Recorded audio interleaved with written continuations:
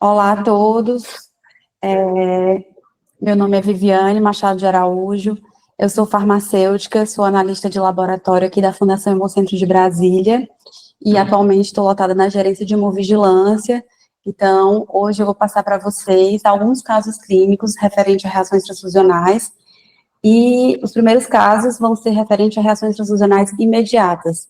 Já foi abordado em uma aula anterior, né? Todos os tipos de reações transfusionais, as condutas, a etiologia. Então, aqui a gente vai abordar a parte mais prática para vocês identificarem, né, ter mais essa vivência em relação aos casos clínicos e poder atuar de modo mais efetivo na identificação de sinais e sintomas e em todo o processo de notificação e identificação de reações transfusionais. O primeiro caso clínico, eu vou ler aqui para vocês a história clínica, e a partir daí a gente vai discutindo. Então, é um paciente do sexo masculino, 59 anos, com histórico de libação alcoólica importante, né, que é o consumo de álcool, sofreu uma queda da própria altura e foi admitido no hospital devido a rebaixamento do nível de consciência, traumatismo craniano encefálico grave, com necessidade de craniectomia descompressiva. Esse paciente, ele evoluiu ao longo da internação com algumas complicações, como pneumonia hospitalar, choque séptico, piora da função renal e queda de hemoglobina importante. Essa hemoglobina chegou a 5,2 gramas por decilitro. Então, ele evoluiu com essas complicações, fazendo uso de inúmeros antibióticos, né, de antibiótico terapia. E sobre o histórico desse paciente, né, relativo ao uso de outros hemocomponentes e história de reações transfusionais, o que nós tivemos no histórico é que ele já havia feito outras transfusões, né, pelo menos transfundido 7 unidades de concentrado de hemácias, e nessas transfusões não teve nenhum histórico de reações transfusionais anteriores. Então, com essa queda de hemoglobina importante, foi solicitada a transfusão de 1 unidade de concentrado de hemácias para esse receptor. Essa transfusão ela foi considerada, né, pela equipe médica e a transfusão foi realizada. O hemocomponente instalado e passado 40 minutos do início da transfusão, então ainda estava em curso, o paciente começou a apresentar sinais e sintomas de reações transfusionais. E os sinais foram prurido, pápulas e vermelhidão na região do abdômen. Foram aferidos os sinais vitais, né? Então, o paciente apresentou pré-transfusional, ele tinha uma pressão arterial de 106 por 59 miligramas de mercúrio, a frequência cardíaca de 104 batimentos por minutos e uma temperatura de 36,3 graus Celsius. Os sinais vitais pós-transfusionais não apresentaram alterações significativas, então a pressão continuou bem próxima, né, 110 por 66 milímetros de mercúrio, a frequência cardíaca passou de 104 para 100 batimentos por minuto, e a temperatura também manteve-se estável, né, 36,5 graus Celsius. Então, nesse caso, as condutas imediatas que foram tomadas pela unidade assistencial, que era onde estava ocorrendo a transfusão, foi a suspensão da transfusão. Assim que os primeiros sinais apareceram, né, a transfusão foi suspensa, e diante do quadro, que é de prurido, pápulas e vermelhidão, foi administrado 200 miligramas de hidrocortisona e 10 miligramas de loratadina via oral. Além disso, foram coletadas novas amostras para repetição dos testes pré-transfusionais. Então, os testes até tipagem, a PAI, foi tudo repetido com novas amostras e não apresentaram alterações nesses resultados. Esse paciente, ele evoluiu bem e obteve uma melhora significativa dos sinais, né, do seu quadro, dos sintomas, após a administração das medicações. Então, o que a gente vê é uma reação de cunho leve e que apresentou só manifestações cutâneas na pele, né, típicas de alergia. Então, com o manual para o Sistema Nacional de Hemovigilância no Brasil, se enquadra numa reação alérgica. Então, tem como definição de caso uma reação de hipersensibilidade, que é uma alergia, durante a transfusão ou até 4 horas após o término da transfusão. Então, nesse caso, foi no curso da transfusão. Então, essa temporalidade, ela é muito relevante e tem que ser considerada. e precisa de um olhar bastante atento, né, no monitoramento dos sinais e sintomas e do curso da transfusão, para que seja identificado. Então, no caso de uma reação alérgica, ele, de acordo com o manual, deve apresentar pelo menos um dos seguintes sinais e sintomas: pápulas, prurido, urticária, edema labial, de língua, de úvula ou periorbital conjuntival, tosse, rouquidão, edema de laringe, cianose, insuficiência respiratória, broncoespasmo ou estridor respiratório. Então, no caso apresentado, o receptor ele teve reações leves e de cunho cutâneo. Então, no caso, quando envolve mais o sistema respiratório, então eu já passo para reações mais moderadas, podendo chegar até uma reação grave, como uma reação anafilática, né? Então, ele apresentou, se enquadra bem, porque ele teve a ocorrência dos sinais e sintomas durante a transfusão, e ele apresentou pápulas, prurido e essa vermelhidão na região do abdômen. Além disso, o nosso POP, né, o POP GVIS 004, que está disponível no site da ACES, no site do Hemocentro, perdão, ele fala de todos os eventos adversos relacionados ao procedimento transfusional, então tem essas tabelas que são bem informativas e resumidas para ter um fácil acesso ali nos documentos de consulta mesmo, né, para servir de consulta. Então traz um resumo dos sinais e sintomas, que eu já falei, que são retirados, né, do manual. O tratamento é interromper a transfusão, manter o acesso venoso, administrar antihistamínico conforme a prescrição médica, né, manter a pressão arterial e cuidados de terapia intensiva se for um caso mais grave, né, um caso de uma reação anafilática grave. Então, e como prevenção, os casos de reação alérgica por deficiência de GA, deve-se utilizar a transfusão de hemocomponentes lavados, né, para retirar esse componente alérgico. E aí é muito importante reforçar aqui os registros, né, no prontuário, no Sistiemo, em todos os aspectos, informando a ocorrência da reação, para que numa próxima transfusão, esse receptor, ele receba um hemocomponente adequado para ele. E no caso, se for o caso de fazer uma medicação, seja prescrito de acordo com o histórico transfusional desse receptor. Então, o caso clínico 1, ele foi classificado como o tipo de reação alérgica, um grau leve e uma correlação provável, que é aquela, de acordo com o manual, a correlação provável é aquela que ocorre durante ou em até 2 horas após o término da transfusão. Há outras causas, ambiental, alimentar ou medicamentosa, que poderiam explicar os sinais e sintomas, porém, a transfusão é a causa mais provável, né? O paciente já estava grave, já vinha em choque séptico, já vinha fazendo o uso de inúmeros medicamentos, então eu não posso atribuir unicamente a transfusão, apesar de ter sido como foi no curso e teve sintomas bem específicos, pode ser atribuído à transfusão como causa mais provável. Passando para o caso clínico 2, uma paciente do sexo feminino, de 16 anos, né, bem jovem, internada na clínica gineco-obstétrica devido à anemia pós-parto. Então, ela teve um sangramento, né, pós-parto, e a hemoglobina chegou a 7 gramas por decilitro. E essa paciente não apresentava outras comorbidades, né, apenas esse quadro. Então, ela estava sintomática, com essa hemoglobina de 7, ela estava sintomática para anemia, e foi solicitada a transfusão de 2 unidades concentradas de hemácias.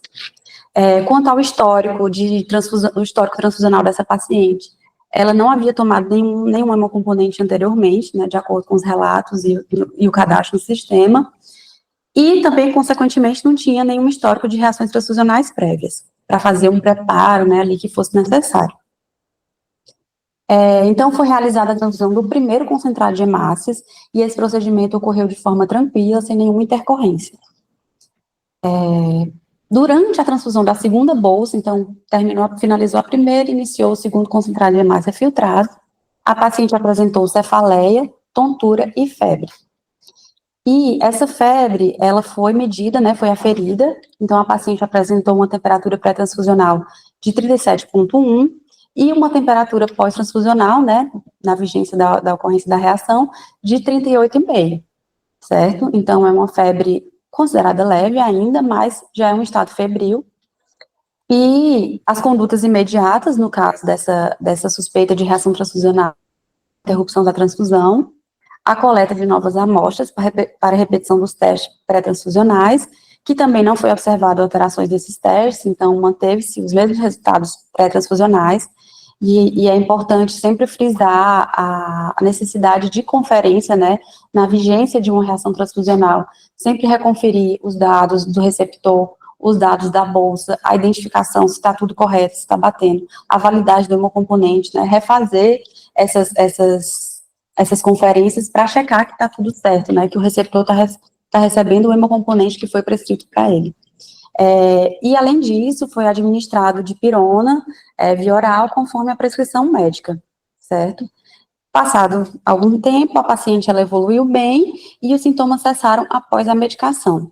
Então, nesse caso, a paciente apresentou cefaleia, tontura e febre, e seguindo as orientações do manual, essa reação, né, essa suspeita de reação, ela se enquadra num quadro de reação febril não hemolítica, que é definido como a presença de um ou mais dos sinais e sintomas. Febre, que seria uma temperatura maior ou igual a 38 graus, com aumento de pelo menos 1 grau em relação ao valor pré-transfusional. Então, é importante referenciar que o manual traz claro, né, que a febre aí é só acima de 38 graus, porque vez ou outra ocorre enfim, o paciente estava com 36,5, ficou com 37,5, aumentou ali 1 grau, mas pelo manual ainda não é considerado a febre para a reação febril não hemolítica, né, para caracterizar a reação febril não hemolítica.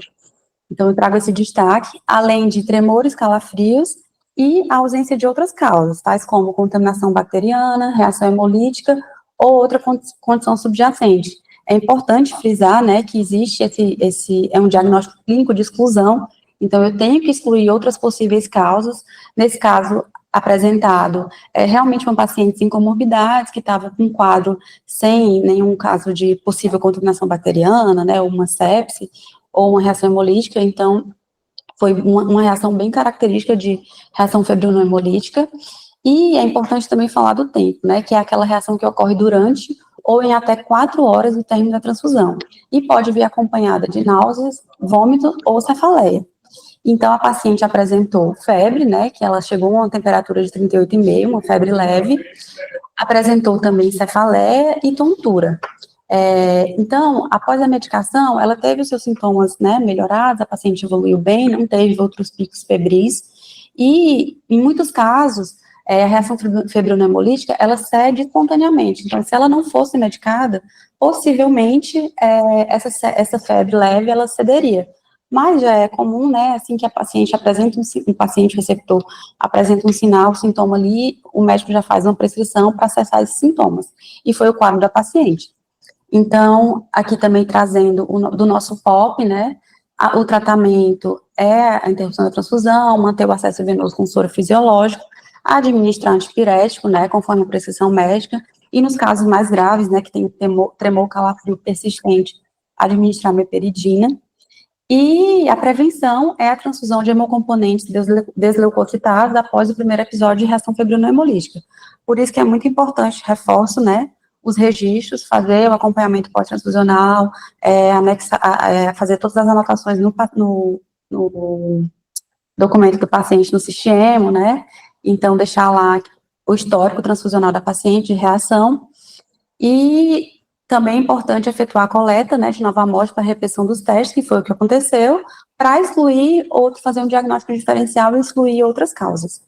Então, o caso clínico 2, ele foi classificado como uma reação febril não hemolítica, com a gravidade leve também, e a correlação provável, onde há evidências de que a transfusão é a causa mais provável, mas não se pode descartar a correlação dos sinais e sintomas com a condição clínica subjacente, que seria a doença de base do paciente.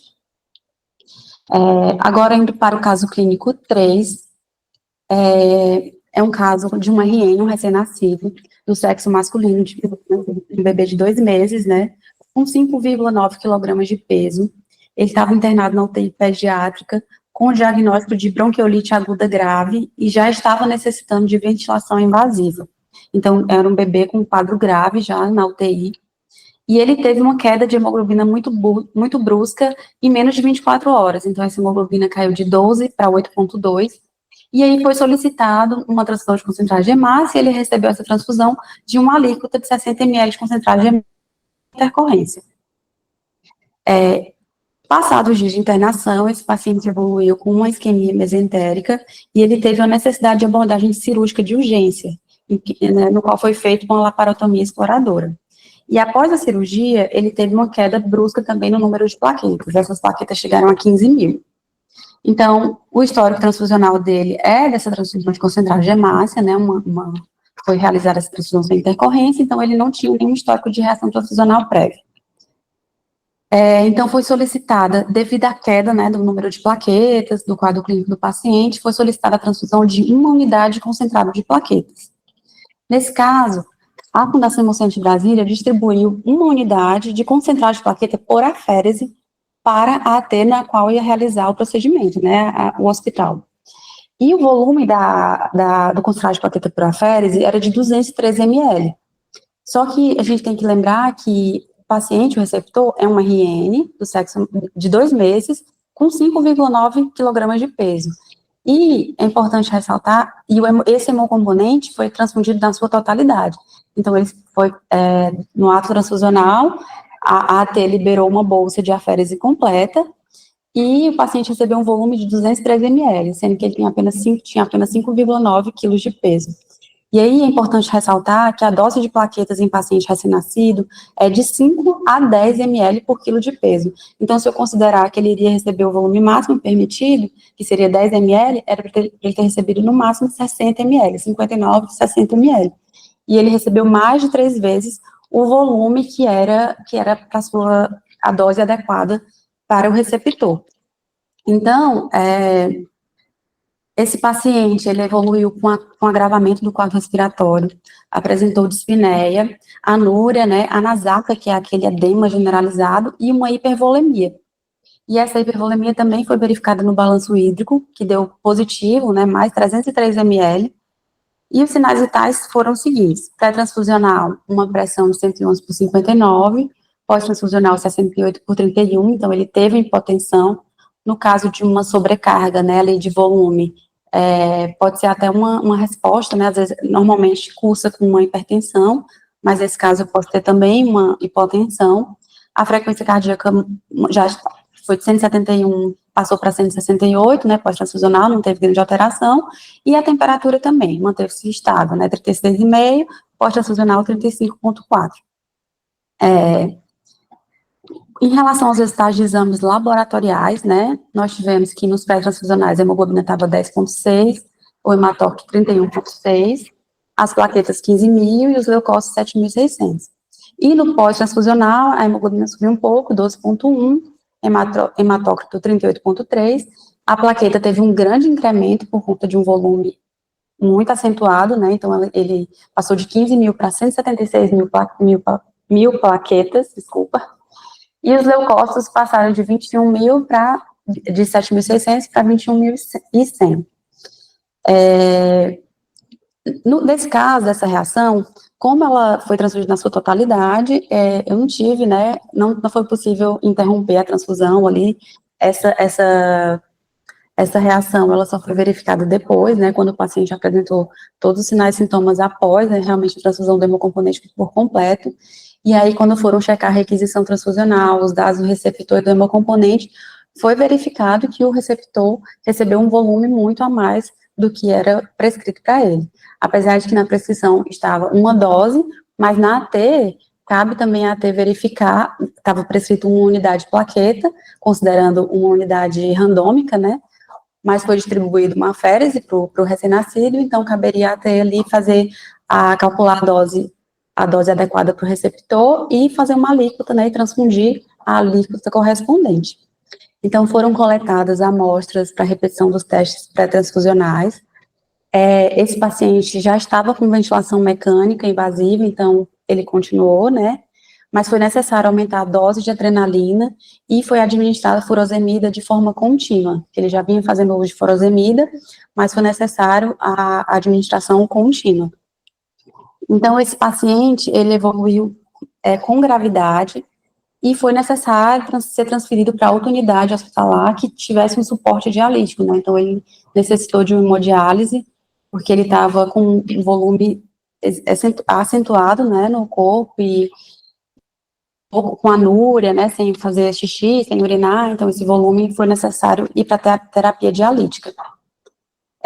Nesse caso, nós temos um caso de uma suspeita de reação transfusional que foi classificada como uma sobrecarga circulatória associada à transfusão, que é o TACO. No caso, o manual traz a definição, que são os pacientes classificados com TACO devem ter respiração aguda ou com piora, comprometimento, e ou evidência de edema pulmonar durante ou até 12 horas após a transfusão, e presença de um total de 3 ou mais dos critérios abaixo. Então, ele tem um comprometimento respiratório agudo ou um agravamento, uma evidência de edema pulmonar agudo ou agravamento com base em exame físico, raio-x de tórax ou outra avaliação não invasiva da função cardíaca, ou ecocardiograma também pode ser utilizado. Evidência de alteração do sistema cardiovascular, né, não explicada pelas condições clínicas subjacentes do paciente, então taquicardia, hipertensão, pressão de pulso aumentada, distensão jugular, ou edema periférico. Evidência de sobrecarga de fluidos, né, incluindo qualquer um dos seguintes: balanço de fluidos positivo, resposta à terapia diurética, né, ou diálise combinada com melhora clínica, e pode ter também uma mudança no peso do paciente no período de peritransfusão.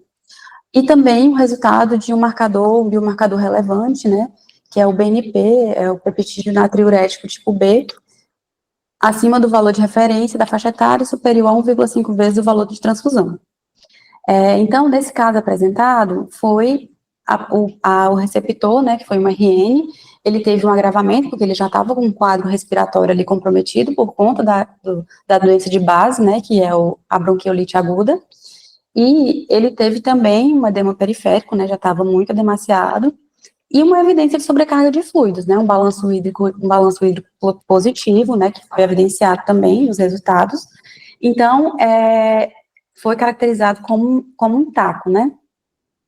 E, de acordo com o nosso POP, também é importante, como tratamento, né, interromper a transfusão, manter o acesso venoso, manter o paciente com cabeceira do leito elevada, manter aquele suporte respiratório, né, por conta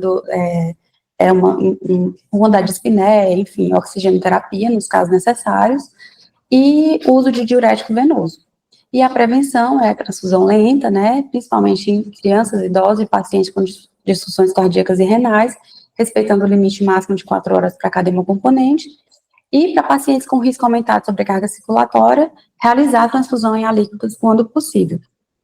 Então, eu ressalto aqui para vocês que esse caso, ele foi classificado como uma sobrecarga circulatória, né, o TACO, com grau grave, e uma correlação possível, porque há evidências que indicam a correlação com a transfusão, e o receptor recebeu outros fluidos intravenosos, o receptor, ou ele apresentou outras condições de risco, ou ele tem precedente de insuficiência cardíaca que pode explicar a sobrecarga circulatória, mas a transfusão é a causa mais provável.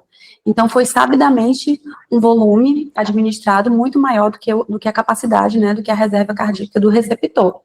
Então, essa reação transfusional, ela foi decorrente de um incidente grave do ciclo do sangue, classificado, né, como categorizado na etapa de administração do hemocomponente, podendo ser classificado em mais de uma subcategoria, né, a administração errada, foi uma administração errada da quantidade de hemocomponente, era para ter sido administrado um volume muito menor, e foi uma dose muito maior, e a transfusão do hemocomponente com volume e ou velocidade superior à necessidade ou à reserva cardíaca do receptor.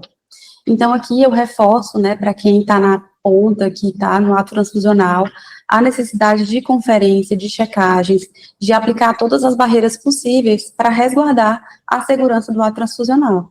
Porque, realmente, essa reação, ela foi uma reação grave, e pensando ainda, né, num recém-nascido, então, foi um agravamento, teve que ir para diálise, e não é isso que a gente espera, né, de uma reação, de uma transfusão de hemocomponentes, e sim que ajude a melhorar o quadro clínico do paciente.